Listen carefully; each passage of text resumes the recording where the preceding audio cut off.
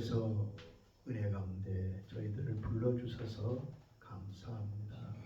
늘 주의 부름과 인도하심 속에서 주의 음성을 들을 수 있는 우리의 영의 귀가 열리게 하시고 듣는 대로 즉시 순종할 수 있는 믿음을 허락하여 주옵소서. 그래서 우리 주님이 즐겨 우리와 동행하시는 살아있는 믿음의 사람들 되게 하옵소서. 의인의 길로 달려가게 하옵소서. 예수님의 이름으로 기도하옵나이다. 아멘. 하나님의 말씀 시편 37장 1절로 6절까지의 말씀입니다. 827면이 되겠습니다.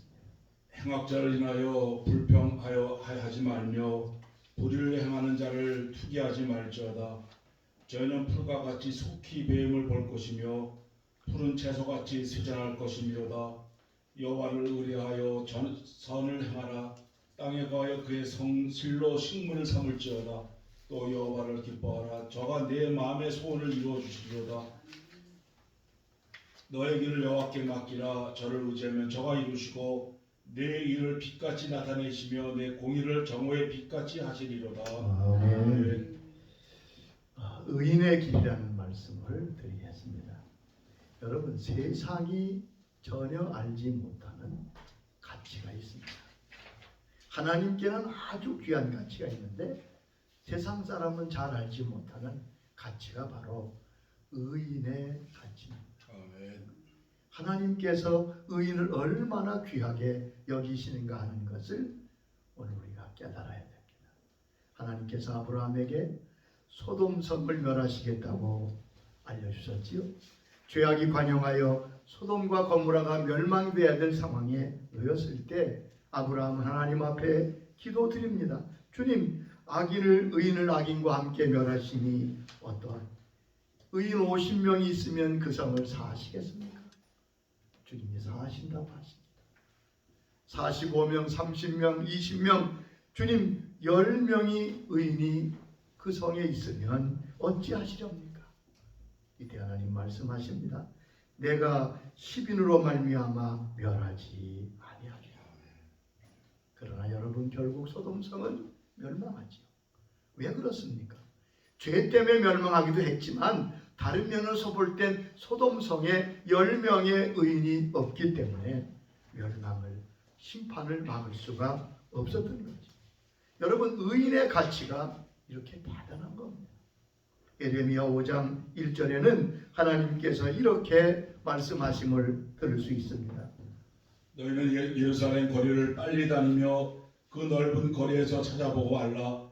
너희가 만일 정의를 행하며 진리를 구하는 자를 한 사람이라도 찾으면 내가 이 성읍을 용서하리라. 자, 예루살렘의 그 크고 넓은 성읍에서 의인 한 사람이라도 찾으면 내가 그 한 사람 때문에 예루살렘을 용서하시겠다고 말씀하십니다.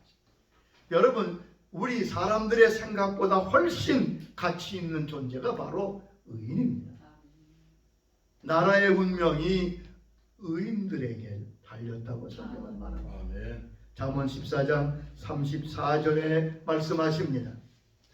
공의의 나라를 영화롭게 하고 죄는 백성을 욕되게 하느니라. 자, 공의는 나라를 영화롭게 하고 죄는 백성을 욕되게 한다. 나라가, 개인이, 사회가 망하는 것은 돈이 없어서가 아니에요. 기술이 없어서가 아니에요. 죄 때문에 망합니다. 시편 34장 15절 보면 하나님은 의인을 주목하고 사랑하시는 것을 알 수 있습니다. 여호와의 눈은 의인을 행하시고 그의 귀는 그들의 부르짖음에 기울이시도다. 보세요. 하나님은 아멘. 의인에게 주목하고 계시다. 그뿐 아니라 하나님은 그 의인의 후손을 축복하시며 영원히 기억하시겠다고 말씀했습니다. 시편 112장 2절 보면 이런 약속이 있습니다. 그의 후손이 땅에서 강성하며 정직한 자의 후손에게 복이 있으리라. 자, 그 후손이, 즉 의인의 후손은 땅에서 강성하며 후손에게 복이 있겠고, 6절에 보면 의인은 영원히 기억되리라고 말씀하십니다. 그럼 누가 의인입니까? 여러분, 죄인은 쉽지요. 죄 지은 사람은 다 죄인이니까. 그런데 의인은 과연 누구를 의인이라고 합니까? 성경의 의인에 대해서 말씀하십니다. 창세기 6장 9절 보면 노아는 의인이었습니다. 당대 완전한 자라고 말씀했습니다. 그러면 노아가 흠이 없습니까? 아니죠. 노아도 흠이 있고 술에 취해서 큰 실수를 한 기록이 있습니다. 아브라함도 의인입니다. 그러나 아브라함도 많은 실수와 잘못이 있음을 알 수 있습니다. 자, 성경이 말씀하시는 의인은 절대적인 의미에서 실수와 죄가 전혀 없는 사람을 말하지는 않습니다. 그런 의미라면 세상에 의인은 하나도 없지요. 로마서 3장 10절에 이미 말씀하셨습니다. 의인은 없으니 하나도 없으며. 자, 의인이 없는데 하나도 없는 이유가 뭡니까? 로마서 3장 23절에 그 이유를 말씀했습니다. 모든 사람이 죄를 범하였음에 하나님의 영광에 이르지 못하다. 모든 사람이 죄를 범했으니까 의인이 하나도 없는 거 맞죠. 성경에서 말씀하시는 의인은 하나님과 올바른 관계에 놓여 있는 사람을 말합니다. 심령이 깨어진 사람, 그 영혼이 통회하는 사람, 믿음으로 주 앞에 서 있는 사람. 그러므로 사람의 눈에는 의인이 아니라도 하나님이 의롭게 하신 사람을 성경은 의인이라고 합니다. 의인이란 하나님께로부터 의를 부여받은 사람이죠. 그러므로 사람은 다음과 같은 과정을 통해 의인이 됩니다. 사람은 오로지 하나님의 자비하심에 의해서만, 그리고 오직 예수 그리스도께서 우리를 위해 흘리신 주의 보혈의 공로로 의해서만 사람은 의롭게 됩니다. 사람 안에 있는 어떤 의나 선함이 결코 아닙니다. 로마서 3장 24절에 이렇게 말씀하셨습니다. 그리스도 예수 안에 있는 성령으로 말미암아 하나님의 은혜로 값없이 얻었다 하심을 얻었다. 자, 예수님께서 십자가에서 속량하셨다는 말은 그 죄값을 치우셨습니다. 그래서 하나님의 은혜로 값없이 의롭다 하심을 얻었다. 자, 그런데 이 귀한 은총이 내 것이 되기 위해서는 믿음으로 그것을 받아들여야 합니다. 로마서 5장 1절에 위롭게 된 믿음을 말씀합니다. 그러므로 우리가 믿음으로 의롭다 하심을 받았으니 우리 주 예수 그리스도로 말미암아 하나님과 화평을 누리자. 자, 하나님이 주시는 이 놀라운 의로움을 믿음으로 우리가 받아들일 때 의롭다 하심을 받습니다. 로마서 9장 30절에도 이방인의 의에 대해서 말씀합니다. 이방인들의 의를 얻었으니 곧 믿음에서 난 의요. 이방인들이 의롭게 된 것은 믿음으로 난 의라고 말씀했습니다. 그러므로 의인은 성령으로 거듭나서 십자가의 보혈로 씻임을 받고 하나님의 자녀가 된 사람, 성령의 인도를 받아 살아가는 하나님의 자녀를 성경은 의인이라고 말합니다. 여러분 질문합니다. 여러분 의인이십니까? 의인이죠. 그렇죠. 우리가 그리스도로 말미암아 하나님의 자녀로 의롭게 되었습니다. 그러므로 성경은 이 의인을 여러 가지 별명으로 부르고 있습니다. 하나님을 경외하는 사람, 그걸 의인을 말합니다. 복 있는 사람, 믿음의 사람, 성령의 사람, 이 다 의인을 가르치는 말씀입니다. 그러므로 의인이 걸어가는 길과 세상 사람이 걸어가는 길은 다를 수 없습니다. 다를 수밖에 없지. 자, 의인의 삶과 세상 사람의 삶의 차이가 무엇입니까? 그 첫째는 삶의 가치 기준이 다르다는 것입니다. 삶의 가치 기준은 그 사람의 중심입니다. 그 사람이 무엇을 중심에 사느냐? 세상 사람은 자기를 중심에 삽니다. 뭐 이유가 없지요. 다 자기를 위해 삽니다. 자기가 중심입니다. 자기 뜻대로 삽니다. 내가 목적이고 내가 모든 것의 중심입니다. 그리고 그것이 행복하다고 여깁니다. 그런데 자기 중심적 생을 살면 반드시 도달하는 곳이 있습니다. 여러분 잘 보세요. 성경은 자기 중심적으로 자기가 주인 되어 살면 반드시 이런 인생이 된다고 말씀하십니다. 첫째는 어리석은 인생이 된다고 말씀하셨어요. 누가복음 12장에 보면 주님께서 한 부자 농부가 크게 농사하고 너무 추수가 많아서 창고를 헐고 새로운 창고를 짓겠다고 계획합니다. 그러며 말합니다. 내 영혼아, 여러 해 쓸 물건을 많이 쌓아놓지 않았느냐? 이제는 배부르게 먹고 쉬고 즐기자. 이때 주님이 뭐라고 하셨습니까? 하나님이 말씀하셨다는 거예요.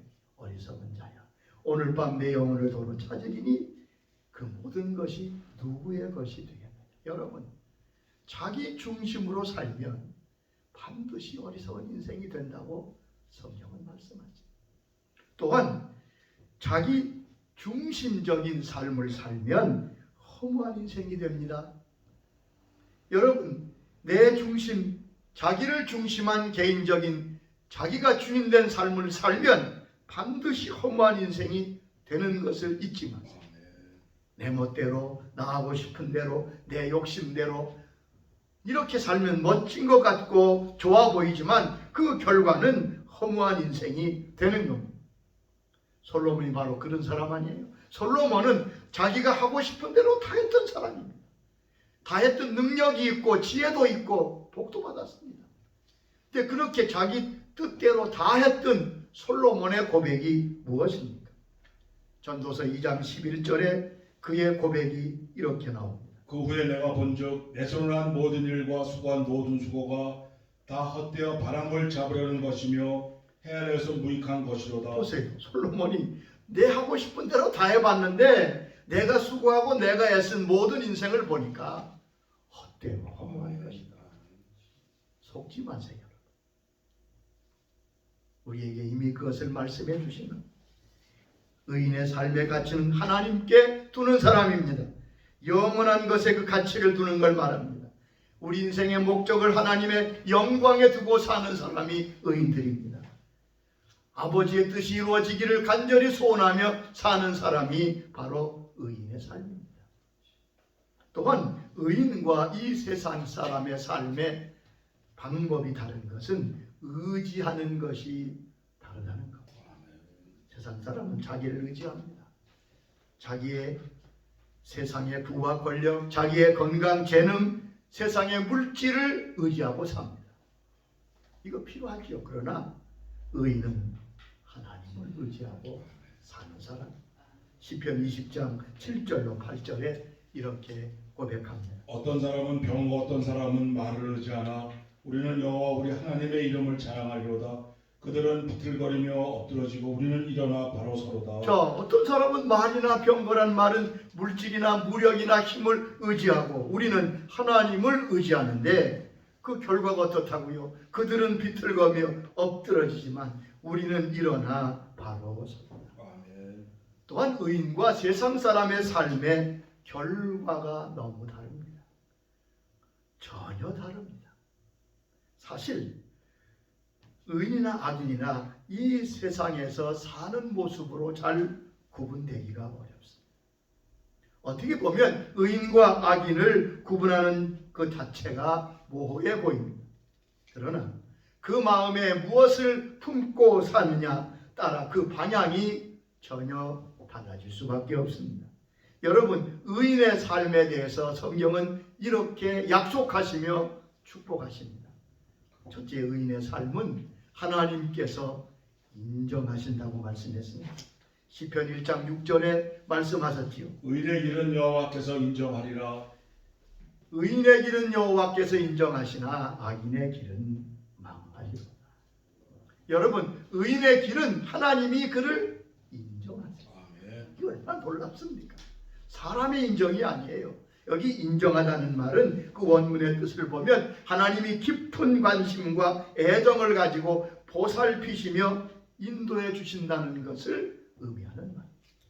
여러분, 의인의 길은 하나님이 인정하십니다. 여러분, 하나님이 인정하시는 삶이 꼭 되시기 바랍니다.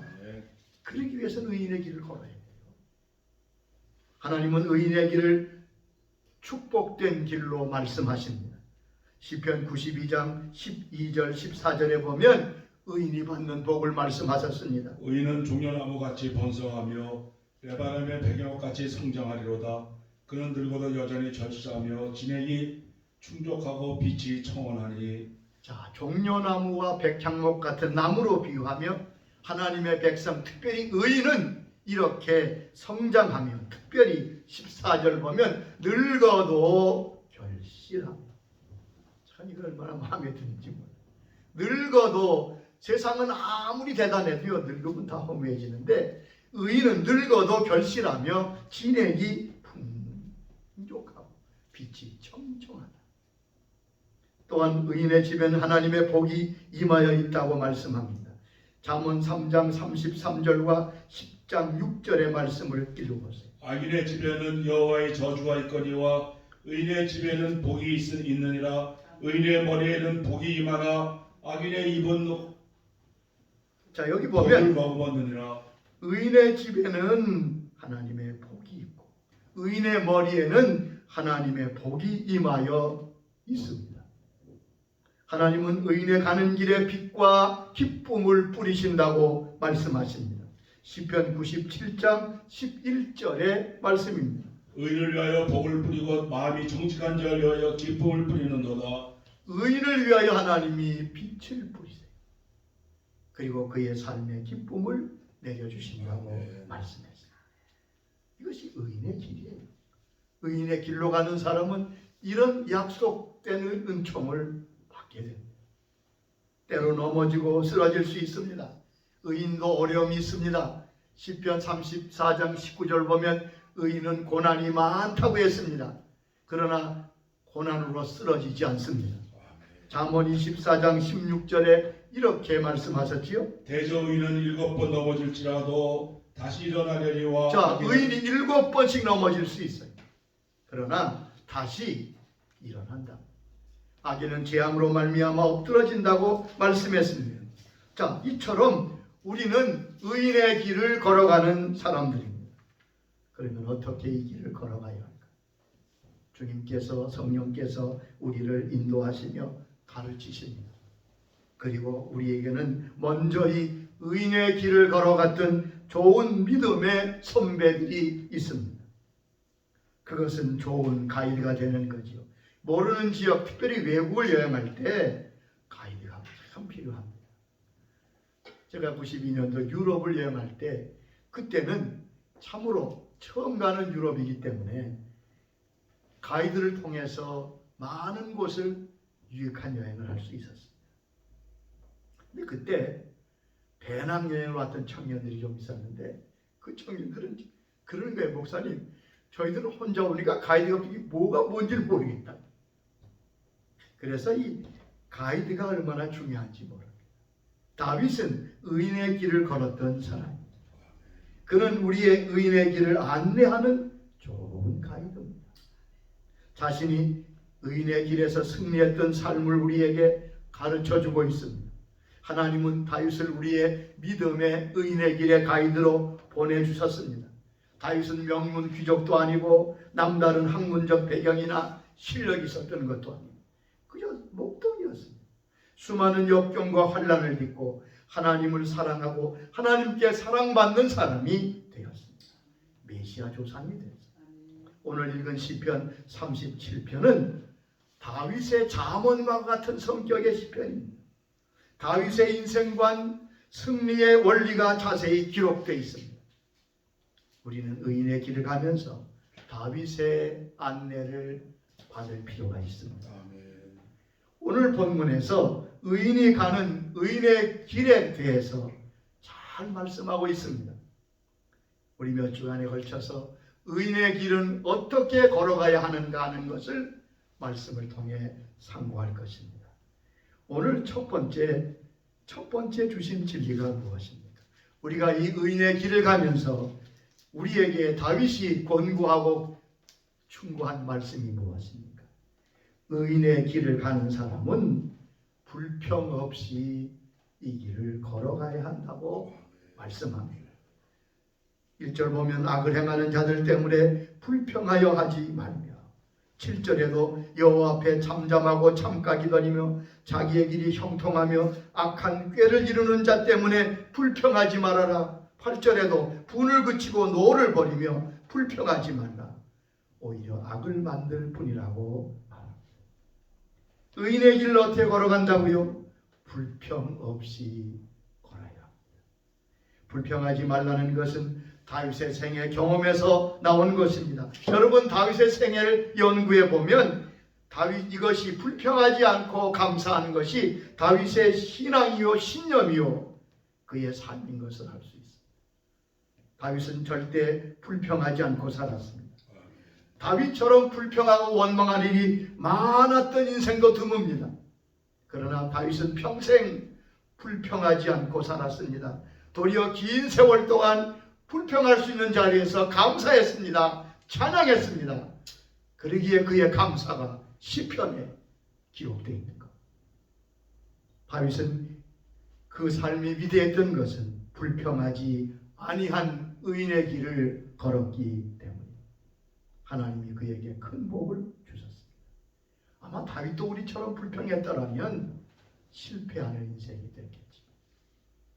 사실 불평 없이 인생을 걷는 것은 어렵고 쉬운 일이 아닙니다. 그러나 그런 감정이 일어나더라도 말로써 표현하지 않는 것이 중요합니다. 루터는 그런 말을 했어요. 새가 우리 머리 위로 날아다니는 거야 내가 어찌할 수 없지만 새가 내 머리에 둥지를 트는 것은 막아야 한다고. 우리 속에 스며드는 감정이나 기분은 어쩔 수 없지만 그것이 불평으로 발전되지 않도록 잘 관리하는 것이 하나님의 사랑이며 또한 지혜로운 방법일 것입니다. 여러분, 불평하는 것이 사소한 것 같지만 이거 위험한 겁니다. 불평의 위험이 무엇입니까? 불평은 하나님을 향한 원망으로 발전되기 때문에 위험한 것입니다. 환경이나 어떤 현상에 대해 불평을 할 때 곧 그것은 하나님께 대한 원망으로 이어지게 됩니다. 여러분, 하나님은 원망하는 것에 대해서 크게 진노하셨던 적이 성경에 여러 번 있어요. 그 노하기를 더디하시는 잘 인내하신 하나님께서 원망에 대해서 진노하셔서 때로는 불뱀을 보냈던 기록을 민수기에서 볼 수 있습니다. 자, 이스라엘 백성이 애굽에서 출애굽해서 가나안 땅으로 가게 됐지요. 그런데 놀랍게도 그 광야에서 40년을 그들은 허비하고 1세대가 다 죽었습니다. 왜 그렇습니까? 성경은 그 이유를 하나님을 원망한 죄 때문이라고 말씀하십니다. 여러분, 고린도전서 10장에 보면 이스라엘 백성이 광야에서 죽었던 모든 4가지 죄를 말씀하면서 그 두 번째 죄가 원망의 죄였다고 말씀합니다. 10장 10절의 말씀을 읽어봅시다. 그들 가운데 어떤 사람들이 원망하다가 멸망시키는 자에게 멸망하였나니 너희는 그들과 같이 원망하지 말라. 보세요. 원망한 것이 그들이 가나안 땅에 들어가지 못한 이유 중에 한 큰 죄였다고 말씀했습니다. 그리고 이 불평과 원망은 왜 무서우냐? 그 사람이 앞으로 전진하지 못하게 하는 장벽이 되는 거예요. 여러분, 사실 그 대군이라도 큰 인구라도 40일이면 가나안에 들어갈 수 있습니다. 40일은 들어갈 수 있어요. 근데 40일 동안 갈 수 있는 길을 몇 년 갔습니까? 40년을 갔습니다. 여러분 한번 깊이 생각해 보세요. 왜 40일 걸릴 길을 40년 갔겠습니까? 주님께서 불평하고 원망하는 저들을 전진하지 못하게 막으셨어요. 기억하세요. 우리가 원망하며 불평하여 걸으면 우리는 절대 앞으로 나갈 수 없습니다. 전진할 수 없습니다. 발전하기 어렵습니다. 그저 인생의 쳇바퀴를 돌 뿐입니다. 가나안을 그들은 잊어버리고 광야에서 죽게 됩니다. 불평은 감사와 기쁨과 즐거움과 믿음을 죽입니다. 마치 살충제와 같습니다. 우리의 기도 응답을 막습니다. 찬송이 나오지 않게 합니다. 불평하면 주변에 있는 사람들에게 피해를 줍니다. 좋은 분위기를 망치게 되고 나만 아니라 다른 사람까지 함께 떨어지게 합니다. 하나님은 불평하고 나가는 자를 결코 복된 길로 인도하시지 않습니다. 여러분 기억하세요. 루터는 그런 말을 했습니다. 모든 하나님의 축복은 감사의 문으로 들어와서 불평과 원망의 문으로 사라집니다. 우리가 감사할 때 하나님의 은총이 임합니다. 그러나 원망하고 불평하면 사단을 불러들이는 겁니다. 여러분, 불평을 가볍게 여기지 마세요. 사람들이 가장 빠지기 쉬운 함정이 불평하는 것입니다. 의인의 길을 가는 여러분, 의인의 길을 가는 하나님의 사람들아, 불평하지 말라고 오늘 다윗은 첫 번째로 우리에게 말씀하고 있습니다. 여러분, 하나님은 말씀하시는 하나님 동시에 들으시는 하나님이십니다. 우리는 말씀하신 하나님에 대해서만 기억하는데 아니요, 하나님은 우리의 말을 들으시는 분입니다. 민수기 13장에 보면 가데스 바네에서 그들이 하나님을 원망할 때 하나님은 말씀하십니다. 내 귀에 들린 대로 내가 너희에게 그대로 행하리라. 그들은 결국 광야에서 죽을 수밖에 없었습니다. 하나님은 모든 말을 듣고 계십니다. 미국에서 40년 동안 목회하던 목사님이 좋은 재미난 일화가 있더라고요. 그 목사님이 신방할 때 항상 작은 까만 노트를 가지고 다녔다. 오시면서 보니까 그 까만 노트의 제목은 뭐냐면 교인 불평노크. 어디 가서 교인들이 불평하면 아 그래요. 그리고 노트를 펴서 여기 그대로 기록하시고 여기 밑에 사인하시라. 그러면 교인들이 그러면 아이 목사님 뭐 그 쓰기까지 할 것 없다고.